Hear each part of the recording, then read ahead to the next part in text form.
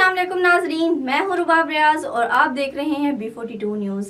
नाजरीन, पाकिस्तान तहरीक इंसाफ PTI के रहनुमा फवाद चौधरी ने बताया कि इजलास में पंजाब और खैबर पख्तूनख्वा असेंबली तहलील करने की तौसीक की गई है, जबकि इमरान खान के इजलास के बाद फवाद चौधरी ने कहा कि जुम्मे और हफ्ते को दोनों असेंबलियों की पार्लिमानी पार्टियों के इजलास के बाद असेंबली तहलील करने का ऐलान कर देंगे।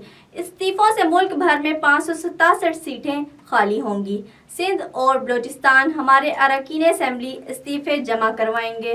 उन्होंने मजीद कहा है कि आईनी तौर पर पंजाब और खैबर पख्तूनख्वा में 90 रोज़ में इंतखाबात करवाना होंगे। स्पीकर कौमी असेंबली को भी PTI अरकान के इस्तीफे मंजूर करने का कहा जाएगा। फवाद चौधरी ने मजीद कहा है कि 2-3 दिन में पंजाब और खैबर पख्तूनख्वा की असेंबलियां तहलील करने की हतमी तारीख दे दी जाएगी।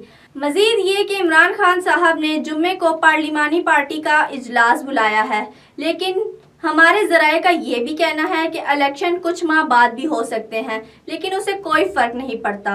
मुल्की मैशियत को नुकसान पहुंच रहा है, इसलिए तहरीक इंसाफ फौरी तौर पर इलेक्शन का मुतालबा कर रहे हैं। अब तक के लिए इतना ही। रुबाब रियाज को इजाज़त दें। अल्लाह हाफिज़।